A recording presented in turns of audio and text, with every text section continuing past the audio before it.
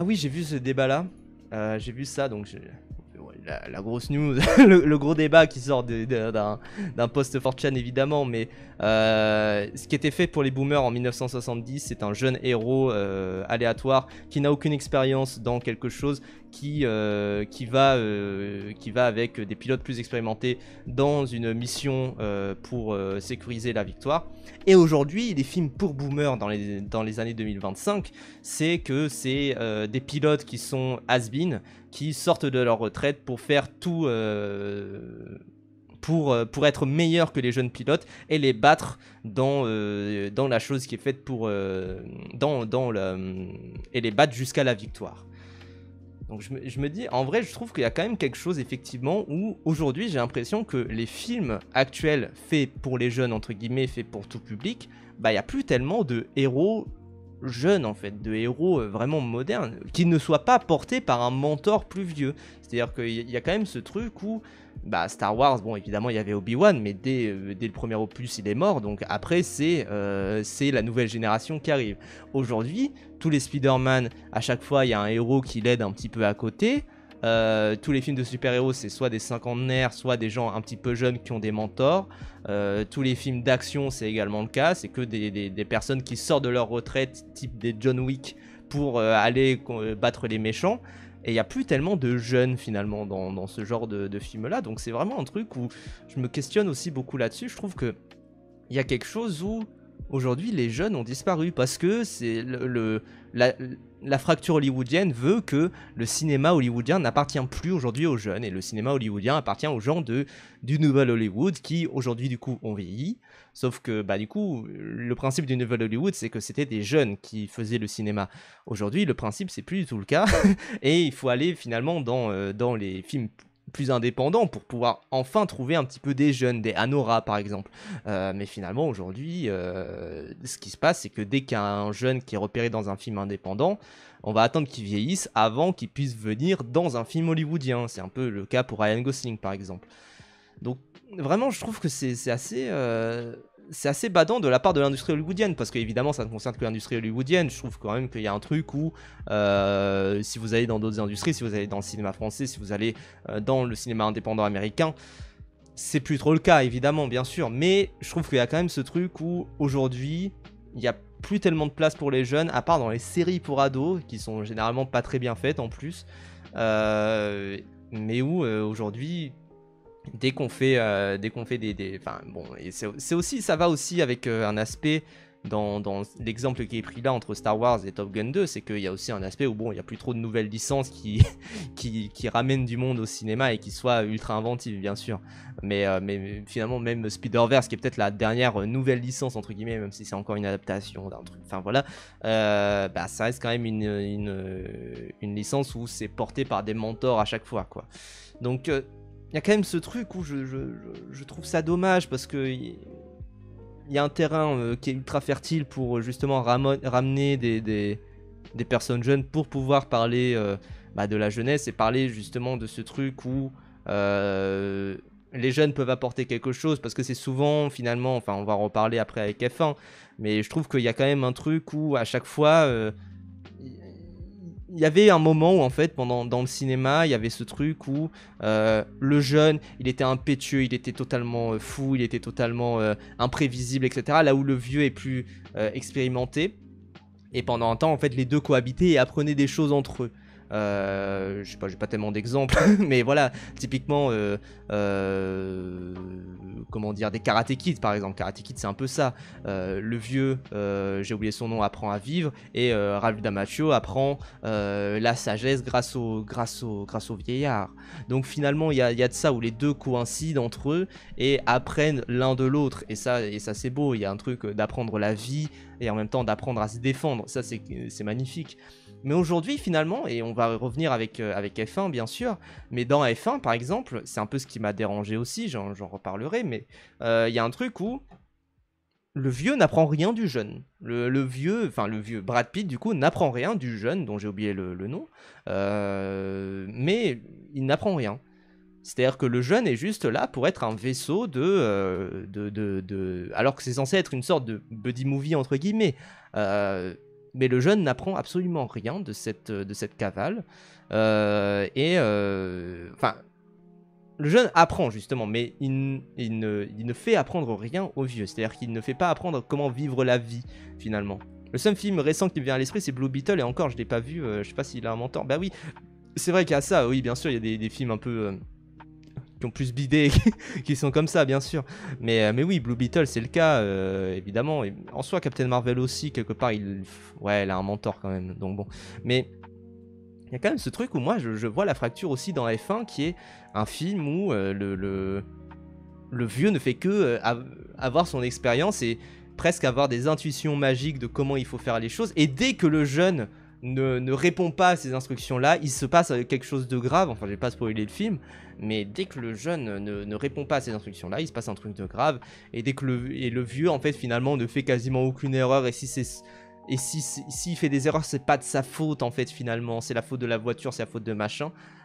Donc, en fait, le vieux est devenu le jeune. C'est-à-dire que le jeune qui était impétueux, bah, il se transvase dans la personnalité du vieux. Ce qui fait que le jeune, finalement, n'a plus rien. Le jeune dans F1 n'a absolument rien à porter pour lui. Donc je trouve ça badant, et je trouve qu'il y a ce vrai truc où ce commentaire-là, il dit particulièrement quelque chose. La mentalité des baby boomers est pleinement incarnée dans la carrière de Robert De Niro. Dans les films du parrain, Marlon Brando, l'acteur le plus âgé et le plus expérimenté, passe le flambeau à un jeune De Niro. 40 ans plus tard, dans The Irishman, De Niro passe le flambeau à une version vieille de lui-même en image de synthèse. Bah oui, c'est tout à fait vrai. C'est-à-dire qu'aujourd'hui, il n'y a plus de passage de flambeau comme ça qui soit magnifique entre les vieux et les jeunes. C'est-à-dire que même on voit dans la franchise du Marvel Cinematic Universe, bah on attendait pendant un temps les nouveaux Avengers. On se disait, bon, ok, maintenant que les vieux ont fait leur preuve, qu'ils ont acquis de l'expérience, est-ce que va y avoir pas les nouveaux Avengers, donc Thunderbolts là, mais les Young Avengers, les Avengers jeunes. Mais en fait, on a attendu, ça n'arrive jamais, visiblement ça n'arrivera jamais. Peut-être qu'il y aura une référence vite fait à ça dans Doomsday ou je ne sais quoi, mais finalement il n'y a rien. Et Dune, c'est pareil, Dune, pour prendre un peu des exemples de films récents là-dessus.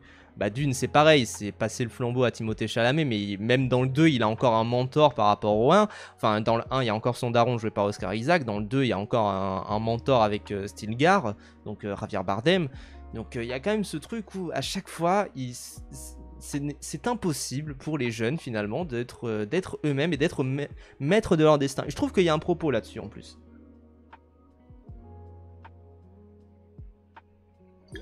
Je trouve qu'il y a un propos sur le fait qu'il faut forcément guider les jeunes quelque part. Il y a toujours eu ça. Bah, encore une fois, je trouve pas tellement. C'est-à-dire que dans Star Wars, il y a un peu moins de ça. C'est-à-dire qu'il y a au moins un apport de la part de la jeunesse. C'est ça que je veux dire surtout. C'est-à-dire que pour Dune, c'est aussi marqué dans le noir, bien sûr. Je suis d'accord, ça c'est vrai. Mais il y a quand même ce truc où je trouve que il y a au moins des apports qui sont faits de la part de la jeunesse. C'est ça que je veux dire. C'est-à-dire que là où les vieux vont apporter leur sagesse, leur savoir, leur connaissance, les jeunes vont apporter d'autres manières de voir les choses. Et je trouve qu'il n'y a pas tellement ça. Et dans Dune, c'est typiquement ça. J'ai l'impression que de ce que je vois, bon, c'est peut-être également le cas dans le bouquin, bien sûr, j'ai pas lu le bouquin, mais j'ai l'impression qu'il est beaucoup porté par un sens du destin qui lui est inculqué par la vieillesse, qui lui est inculqué par ce qui s'est passé avant. Très bien, Dune c'est un exemple parmi tant d'autres, il a le droit de faire ça parce que c'est son adaptation. Mais même partout, à chaque fois, les jeunes ne sont pas tellement maîtres de leur dessin. Et dès qu'ils font des trucs un peu pour eux, moi je prends l'exemple de Spider-Man, des derniers Spider-Man qui sont sortis. Dès que Peter Parker, joué par Tom Holland, fait quelque chose qui n'est pas prévu, et ben il se fait marmonner par Tony Stark, ou alors par d'autres, ou alors par Nick Fury, ou alors par Doctor Strange, ou je ne sais quoi, dès qu'il fait quelque chose qui n'est pas propre à lui, et c'est finalement quand il a des mentors autour de lui qui lui disent quoi faire, que là d'un coup, c'est génial, et bravo à lui, parce qu'il a bien écouté les conseils. Donc ça là-dessus, je trouve ça assez badant dans toute cette patte-là qu'on a dans le cinéma actuel, c'est-à-dire que je trouve qu'il y a un manque de petites stars, quoi. C'est peut-être symptomatique comme le futur mondial est incertain. La jeunesse paraît impuissante en vrai, comme dans les blockbusters. Mais oui, et je trouve que ça en dit plus sur le monde que sur les blockbusters finalement. C'est-à-dire que oui, les blockbusters sont mal écrits, les blockbusters vont utiliser de la nostalgie, vont faire quelque chose. Est-ce que la nostalgie c'est du fascisme, tout ça, bon ça... long débat, long débat, je pense qu'on est d'accord là-dessus. Mais en tout cas, je trouve qu'il y a un vrai truc d'impuissance et la jeunesse n'apporte rien. La jeunesse dans les films n'apporte rien, à chaque fois elle ne fait que écouter. Là où avant, elle apportait au moins des manières de voir le monde. C'est ce truc dans, je sais pas, même dans le Karate Kid récent avec Jackie Chan et Jaden Smith là, où au moins le jeune ce qu'il va faire, c'est qu'il va lui faire écouter du rap, lui faire écouter de la musique moderne à Jackie Chan et lui dire bon bah voilà ce qui se passe. Et au moins le vieux aura des analyses là-dessus, aura des manières de voir les choses. Et il y a un dialogue en fait. Et là aujourd'hui c'est un monologue de la part des vieux qui vont dire voilà ce qui se passe. C'est ça quoi. Justement dans 28 ans plus tard on sort de ça. C'est vrai que dans 28 ans plus tard, au moins du peu qu'on voit du trajet, parce que pour l'instant c'est vrai que dans la majorité du film il est quand même porté par son père et par sa figure paternelle, mais il y a au moins des moments où il essaye de prendre son destin en main, le gosse, et ça fait plaisir. J'ai hâte de voir la suite, même si bon il y a toujours une figure tutélaire parentale qui est teasée par ces dernières minutes, que je trouve absolument génial. Moi personnellement je sais qu'il y a plein de gens qui sont exprimés là-dessus en mode Power Rangers tout ça, moi je trouve ça absolument génial. La fin, ça me vend du rêve vraiment de fou. Je suis un peu déçu presque que Danny Boyle revienne pas, mais bon pourquoi pas. Il me semble qu'il reviendra sur le 3 donc c'est trop bien, mais en tout cas je trouve qu'il y a au moins ce truc où il essaye effectivement ce jeune, et particulièrement dans le dialogue aussi avec le militaire suédois qui a certains moments où je trouve que ça apporte quelque chose, je trouve que ça apporte des visions des choses et même d'être laissé pour compte. J'ai vu d'ailleurs qu'il y avait beaucoup de débats sur est-ce que 28 ans plus tard est misogyne par rapport à son portrait des femmes, alors déjà par rapport au fait qu'il y ait, bon, mini spoil de 28 ans plus tard, on va reparler du spoil après, mais mini spoil de 28 ans plus tard, je trouve qu'il y a quand même un truc, alors moi ça m'a pas dérangé, cet infecté qui donne naissance. Il y a un infecté qui donne naissance à un enfant qui n'est pas infecté, qui est parfaitement sain. J'ai vu que ça faisait débat, moi j'ai pas trouvé ça choquant particulièrement, j'ai vu The Last of Us, la série, la saison 1 où ça parle également de ça. Je me suis même dit peut-être que ça va refaire le même trope que dans The Last of Us où du coup le bébé est immunisé. Je me dis pourquoi pas.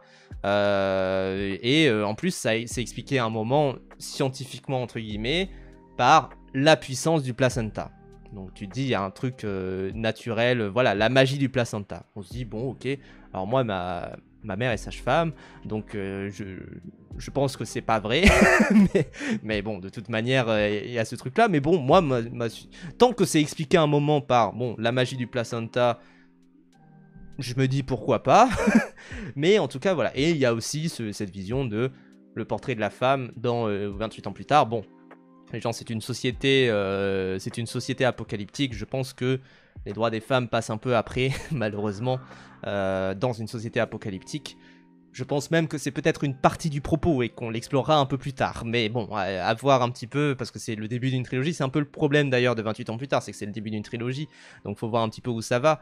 Mais je pense que c'est même une partie du propos, tout comme dans Handmaid's Tale, où c'est aussi une partie du propos que ça soit une société apocalyptique où il se passe ça, quoi. Et c'est une femme qui gouverne le village. Bon, après, on la voit jamais, mais elle est là, c'est vrai, elle est là.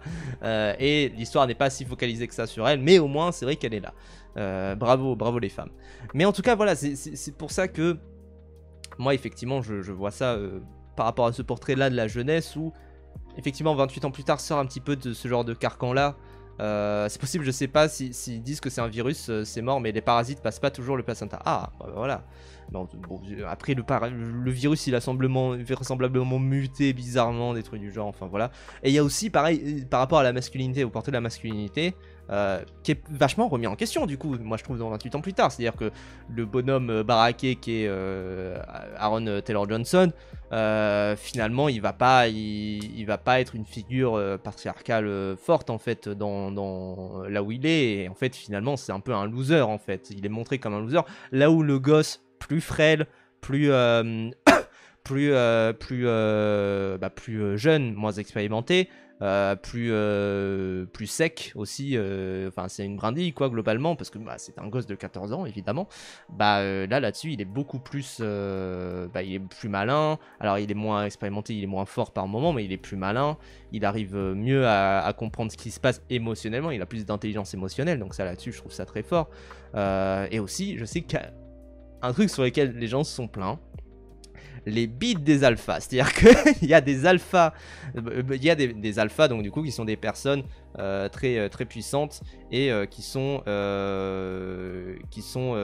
globalement totalement comment dire, qui sont trop forts, qui sont trop puissants, etc. Et on se dit, bon, qu'est-ce qui se passe? Et en fait, il se trouve que ils ont tout le temps la bite à l'air. Bon, moi je vous avoue, ça m'a pas choqué. J'ai même pas vu, enfin, j'ai vu des plans où il y avait leur bite, mais en fait, il y a un truc où il y a aussi un discours par rapport à 28 ans plus tard, par rapport au boyau en fait, et au boyau et à la chair qui se décompose, qui dégouline de partout, où je trouve qu'il y a quand même un propos là-dessus, et où, bah, évidemment que ça va traiter de ça. Et que ça va traiter du coup de l'organe horrible, on va dire, numéro 1, qui est la bite. Donc voilà, c'est pour ça que moi ça m'a pas choqué, je me suis dit bon bah oui, pourquoi pas. En tout cas voilà, pour ce portrait de la jeunesse, moi je trouve que je suis assez d'accord avec ça, c'est-à-dire que la nostalgie est un poison, ça on peut se le dire. La nostalgie est un poison et il y a plus, enfin la jeunesse n'existe plus trop au cinéma, ou alors elle est sous l'épaule de quelqu'un. Et il n'y a jamais vraiment ce passage de torche là, quoi, finalement. Ce qui est un peu dommage, quoi. Je reviens à ce tweet là, c'est un peu dommage qu'il n'y ait pas ce passage de torche là. Donc globalement, c'est plutôt